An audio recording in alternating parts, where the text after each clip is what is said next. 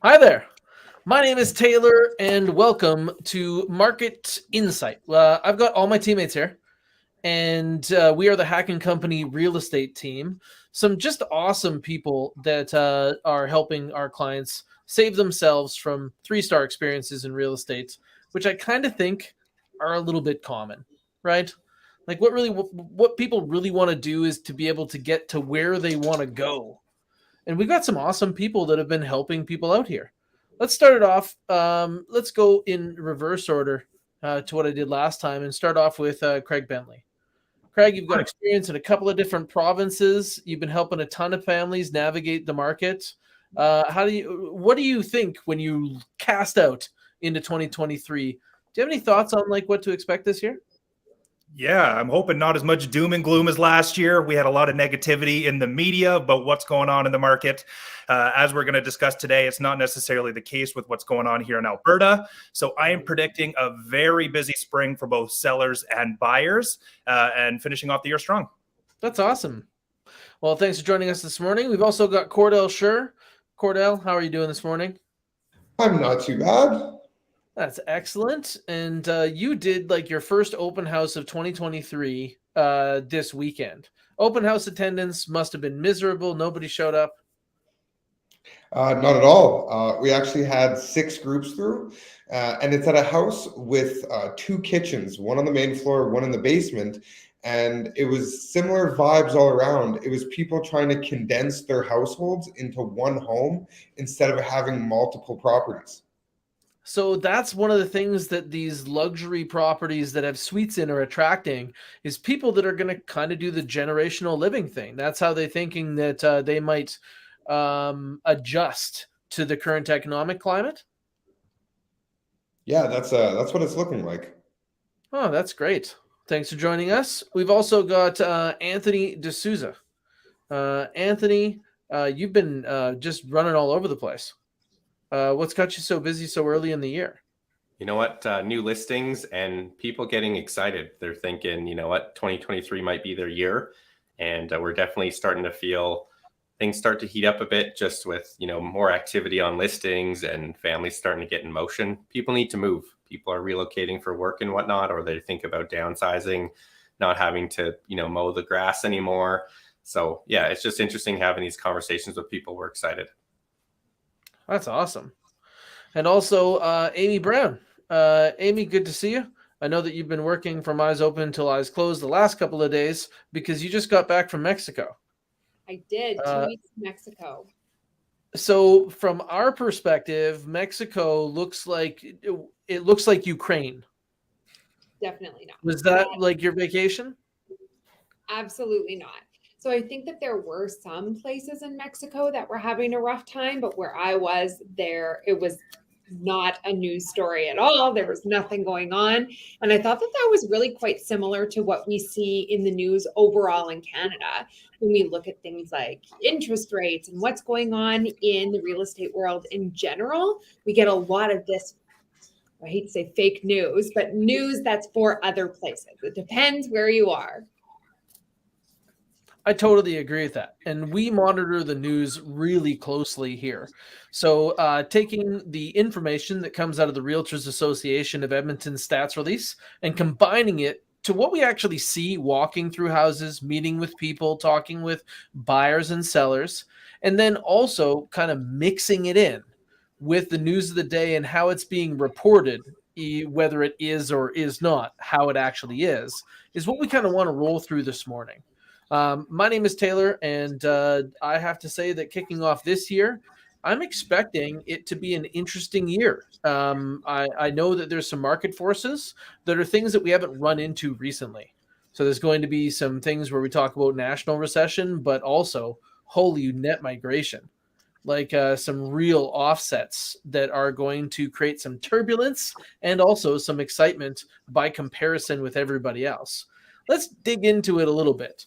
I think that one of the questions that we get the most is it is a buyer's market or a seller's market. Tony, is it a buyer's market or a seller's market? Well, we definitely use months of inventory to determine that. And right now we are in a buyer's market. Months of inventory is there to determine, you calculate what the supply and demand would be in real estate. And we would say 3.5 months of inventory would be a balanced market. If you're less than 3.5, you'd be sellers. So sellers would have the advantage. And if it's over that 3.5 months on the market, then it's a buyer's advantage. And so that's where we're at right now. December of 2022 was posted at 5.2 months of inventory. When we look at how that trend was the last couple of months, in November is 5.1, back in October is 4.9. And these are the three largest months of inventory numbers that we've seen in 2022. And last year, this time, we were at 3.4. It seemed like it was just screaming along in December last year.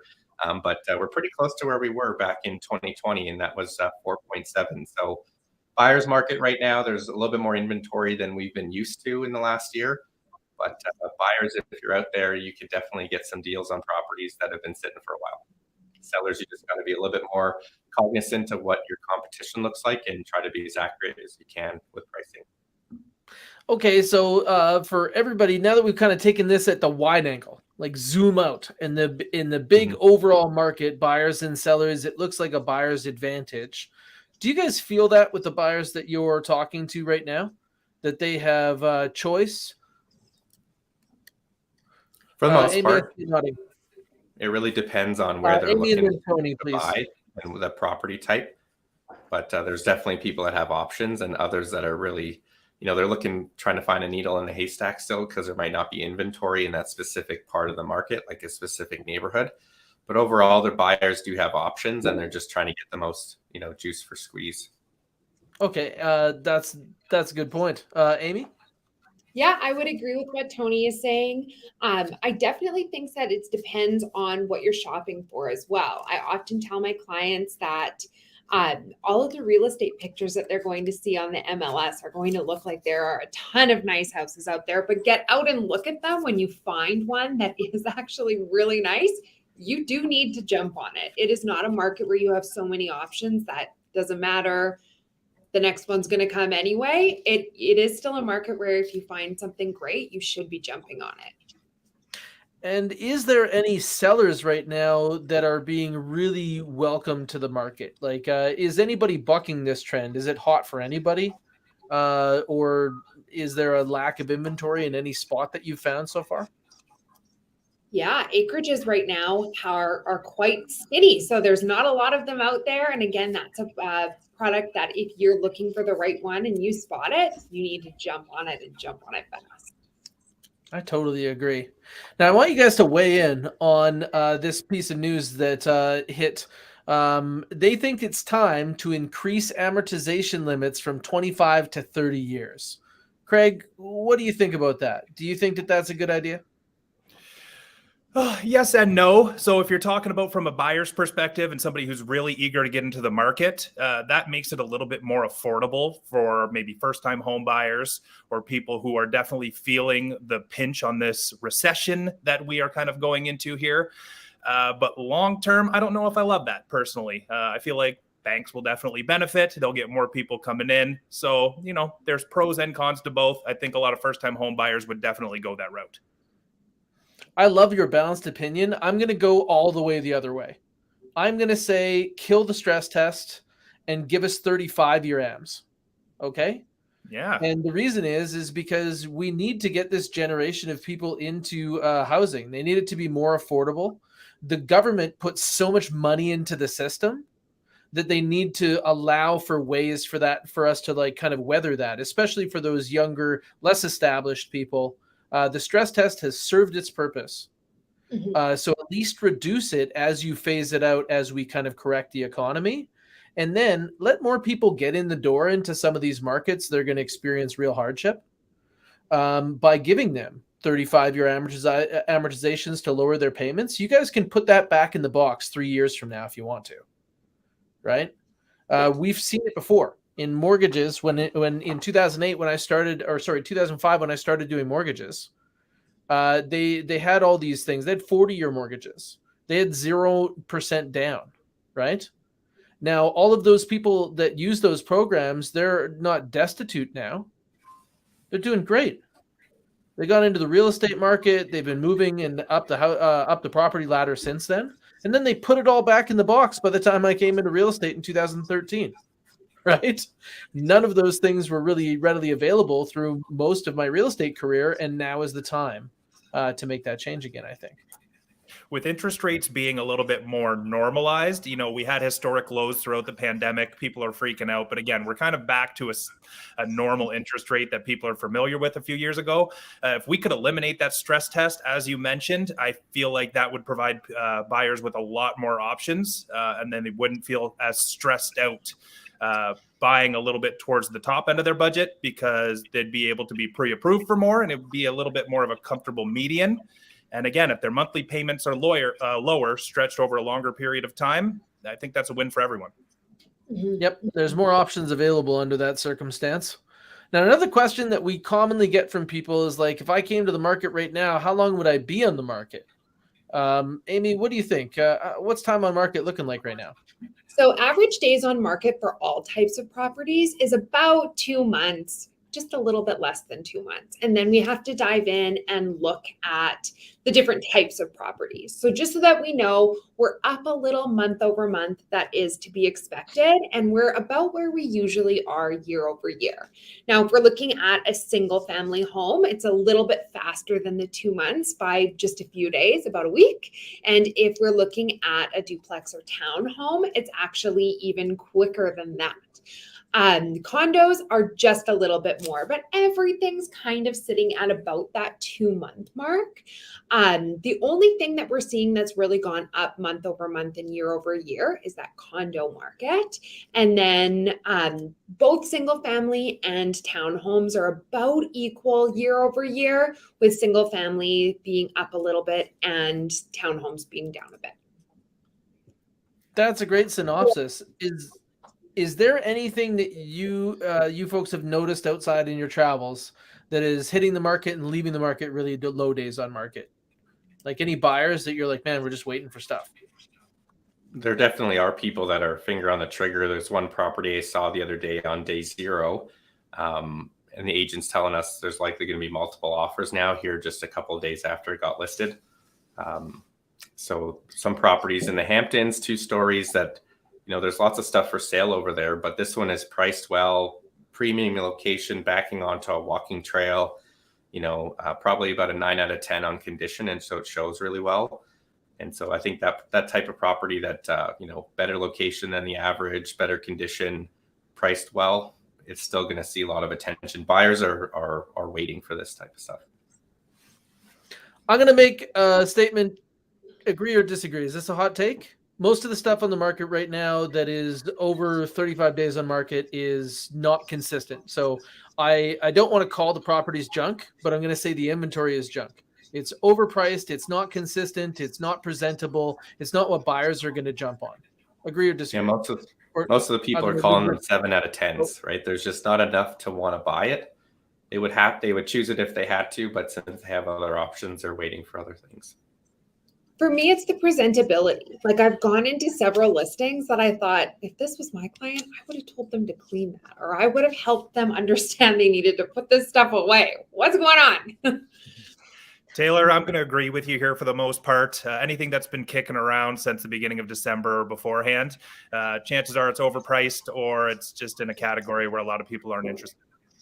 So these sellers should get here. Like, the competition is weak. Roll up your sleeves and bring your A-list inventory in right now. You are going to be one of those multiple offers people. If you have A-list acreages, come on, right? Like, we saw less acreages come to the market in the last 2 quarters than probably like 8 quarters before that. It's been a big change. Do you think that's because we had such a hot market earlier on in the year, and we know acreage season, that's when it's nice weather, spring, summertime. Do you think that just there was a tremendous amount of sales earlier on in the year, and that's why it's a little bit lacking right now? I'm going to say that this is one of those like concentric circles from the pandemic. So if you took a look at property type, the least popular property type through pandemic was anything like at first it was anything that was high, what we would call like high density. So people really didn't want to be in single level apartments. So then after that, they were moving out from there. So it was apartments moving to single family, people from downtown moving out to the bedroom communities, and those people in the bedroom communities were really hot for acreages. Did anybody else feel that during the pandemic? Absolutely. And so then we had this, like, a lot of trades happen in acreages. And I think people that would have waited 5 years to get an acreage went now. And so we've kind of used up some of the supply for acreages. I also think that the influx, because Alberta's setting records for net migration, is not buying acreages. The influx is coming for work. They're coming into city centers. So now we're seeing more action there and maybe a little bit less action on the acreage market, but less supply too. So turning back to talking to people about like those wide angle views, I think that we should talk a little about average price. Now, Cordell, a lot of people think that average price is what the average property is worth. What do you think? That's not necessarily the case. Average price, more or less, is a reflection of the appetite of the people participating in the market. So we're seeing average price right now over all real estate is 361,000. That doesn't mean that that's the average home in Edmonton. That just means that there are people shopping at the lower end of price points. There still are $500,000-$600,000 houses selling, but not as many as the lower priced. That's a good way to put it. And when you see like kind of the trend for the whole market over the last 3 months, where are we headed? We're pretty much on par with what we've been year over year. Prices have dropped a little bit, but if we look at year over year, it's nothing to be worried about. So we're seeing like similar to 2021 right now, not really like what we saw during the hot part of 2022. Exactly. I gotcha. But like really, if we wind the time back to 2019, we're killing it. Yeah, we are still up from 2019. So now we see this question on the internet regularly. Do houses go down in the winter? I'm going to start with Craig. Not the case. So most families, they're concentrating on the holidays in the winter months. They definitely don't want to be moving when there's a couple feet of snow outside. So those families usually put things off till the spring. So first-time home buyers, investors, they're more likely to capitalize on the market during the winter months. And they're not shopping for those large single-family homes with the triple attached garage. They're looking for condos. They're looking for investment properties that maybe are at a lower price point that they can get a better deal on. So that will affect the average price that we have in our statistics there. Oh, yeah. So you're saying that it's a need time of year, not a want time of year. Exactly. So utility real estate is happening right now. And to summarize, that would be like relocations, estate sales, divorce. The people that don't choose when they're going to come to the market don't, like the people that can choose don't choose now. And the people that don't necessarily have a timeline in their control, they do come to the market right now, but that could really bait people into some deals. There are some deals to be had in our market. Does anybody have a formula for a deal right now? Like to say, like if somebody was just like, I don't care what I get, I just want a deal. What do you think some of the best deals in the market are? Any property type? 2-bedroom condos, in a four-story building. There's lots of those available. And so you could get a deal on something like that that's been for sale for a while. There's also quite a few duplexes that you could get deals on where you might not have been able to this time last year. Isn't that a crazy story? Unpack that a bit. You know what? Last year we had buyers looking for duplexes because they didn't want to be or they were selling their apartment style condo or becoming a first time buyer, and they really wanted a duplex because most of them come with a double attached garage, and you could get some up to 1,800 square feet that were pretty decently priced, where to get the same priced house as a detached, you're usually in like the 1,500 square foot range. If you're lucky, it's a detached garage that's a double. And so they were opting for bigger backyards, attached garages.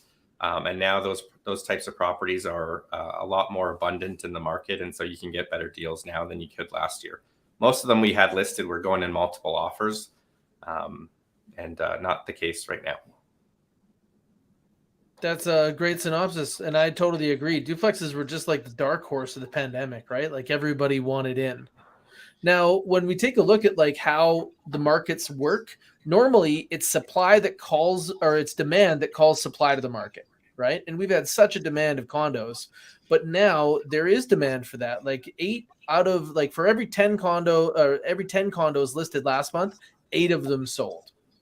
When have we seen that before?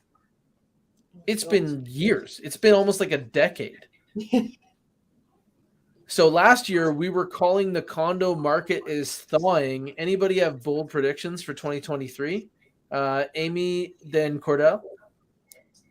I think that we're going to see it continue to thaw. I don't think it's going to be flashing overnight to boiling hot, but I think that it is a market that I think a lot of buyers are understanding it's better to get in the market and start somewhere than sit on that rental market forever.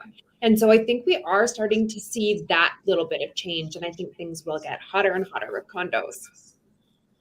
I mean, Cordell, as like a young person, what is your sphere saying? Like, though, like, you know, are condos something that they're into? So not necessarily, but I will say I agree with Amy in the fact that a lot of younger people around my age feel like they're going to miss out on real estate if they don't start by getting into something smaller. It's not their ideal plan. Everyone wants to buy their first home to be a 2,500 square foot house, but they are seeing that maybe a townhome or a condo is something to get into. So they're starting to discover the property ladder. It would be super nice to start at the top of the ladder. Yeah. Park Place. But I don't know. Now, when we talk about like what's selling, you can kind of count these up, right? Volume of sales. Craig, what's selling? Well, right now it's interesting. If you talk to a lot of people, they think the market is crashing, sales aren't happening, but there was almost 1,000 properties that sold in our area in the month of December here. So for reference, if you go back to 2019, there was only 843. So we're still looking really good. There's still lots of sales happening. We're down month over month, but that is a trend. You know, a lot of properties sell in the springtime, cool off in the fall, and completely, you know, slow down quite a bit in December. So we're literally just at historical trends. Everything is very on par. 2021, we did have far more sales. So year over year, we're down close to 400 in total volume. But we know 2021 was at the end of the year, things were really starting to crank up. We had almost no inventory going into the month of January and February of 2022. So for volume of sales year to date, we are almost on par with 2021. So we were a little bit top heavy overall in March, April, and May. Things trickled off a little bit as interest rates rose, but volume sales are still happening. And 537 of those sales were single family homes. So as we were talking about, people that were looking at duplexes, they are now able to jump back into that single family market. So that change is changing the volume of sales. Different impacts kind of happening in different places. Now, when we take a look forward, we know that last year, Alberta set a record for how many people moved to Alberta for the year. And I'm talking about since they started counting in 1950, more people have moved to Alberta. And what do you think for those people who want to take part in those gains? If you wanted to gain from net migration, what would you buy? A rental property. What type of rental? I think if it was me, I would be looking for like a townhome, something with 3 bedrooms, 2.5 baths. I personally would want it to have a garage. Not everybody needs that, but that's what I would want if I were renting something. Okay, I'm going to say that I would want a rental of a single family home that would rent to families. So I know a lot of people moving here are moving here for affordability, and that's because it's not going well where they are.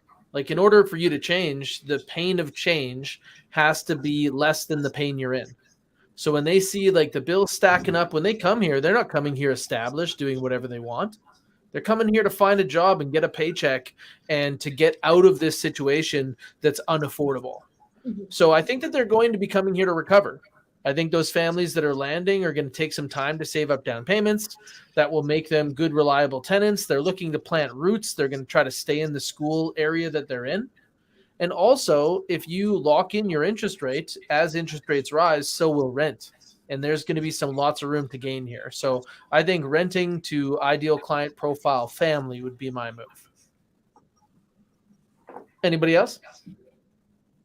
I always thought it'd be great to have a duplex. If you could own both sides of a duplex with no condo fees in a nice neighborhood near schools. You're, like Taylor just mentioned, you're going to attract that family demographic. They usually want to stay for a little while, get settled, and help you pay down your mortgage. And so I think that would be a great example of what to buy if you were looking to make some money in real estate. So investors, that's what I would be focusing on. And it's all about getting, a good deal now. You make the most money in real estate when you buy. And if it's something you can hold on to long term, it could probably do quite well for you. But we were just talking about net migration. I think that trend's going to continue. So I think that's what makes this market so interesting to watch over the next year, to see how many more people are moving here to make those decisions in real estate, more affordable for their family. One thing that really, I would point out is that if you are a hands-on landlord that's going to be there, weekly, you're going to make sure everything's okay in your yard and all of this stuff, maybe no condo fee is the way to go. But don't be afraid of a low, small condo fee that's going to keep your property looking fabulous and rentable and valuable over the long term. A lot of people over the last several years have said, no condo fee, no condo fee. But there's not a lot of people that are renting properties that have it in them that they can be there all the time, making sure everything's okay, making sure the value is being held in their property. So don't be fooled. That exterior maintenance is really big this time of year too. Do you want to be outside shoveling the snow? I'd rather pay somebody to get that done for me. Or governing your tenant who is working their butt off trying to make that paycheck. Are they shoveling? Do you need to get there? Is the city sending notices? So just know that there's options. And factor that in.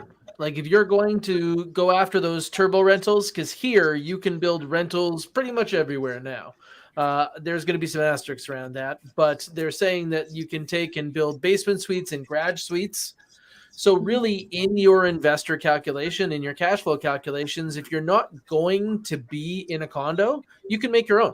So you can say, I'm going to get somebody there to shovel the snow and to mow the lawn, and I need to factor that in and then offer that as a feature to the tenants that live there. So there's ways to mediate that. And we see a lot of people that are approaching great solutions. So we tend to have some information if this is going to be something that you're doing for the first time. Well, thanks everybody for running through things. I want to cover inventory before we break here, because really this is going to be something that I think is surprising. A lot of people think like hot market means less inventory and buyer's market would have more inventory. But did you guys know there's only 5,000 properties on the MLS right now in the greater Edmonton area? Like that's what active inventory is. Like if we wind that back to 2019, there would have been 6,000. And there's so many new Albertans that this is interesting. I think that really when we take a look at where we're lacking inventory in single family homes right now. There are also like new residential. We had less than 1,000 listings. We had more than 1,000 listings last December, more than 1,000 new listings the December before, and this year less than 1,000. So that's going to be something that will tie in.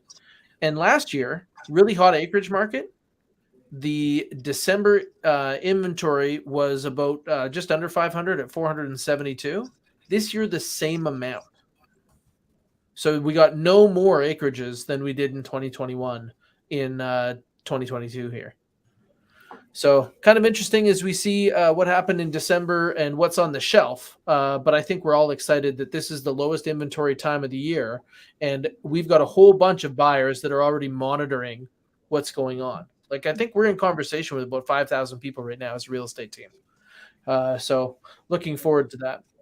Does anybody have any final thoughts as we cap this off as a review of what was going on in December? Ooh, one thing I would want to say is that if you are thinking of selling, even if you're thinking of selling in the spring market, don't wait to reach out to someone to help you get everything ready until the spring. Start now, make it less stressful. We can help you figure everything out to have it ready to go and be one of those top properties that shows as a 9 or a 10 out of 10. And as Amy's mentioning there, the spring market, we can't be too confused. There's probably still going to be snow on the ground for our spring market. Yeah. Don't be waiting until May and June. Get your property to the market a little bit earlier. We have buyers looking right now. Okay, raise your hand if you feel as though there is more momentum in the real estate market right now than there was 2 months ago. Yeah. Yep, we're seeing it on showings. We're seeing it in a lot of places, and this could be part of your big win this year. Let's continue to help families win at this family business. We appreciate everybody here, and we hope that you will save your family from a 3-star experience with somebody else and just call us on our fast agent hotline. Look how many people there are to be able to help you. Like, availability is one of our abilities. 780-909-6770. Thanks, everybody, and have an awesome day. See ya.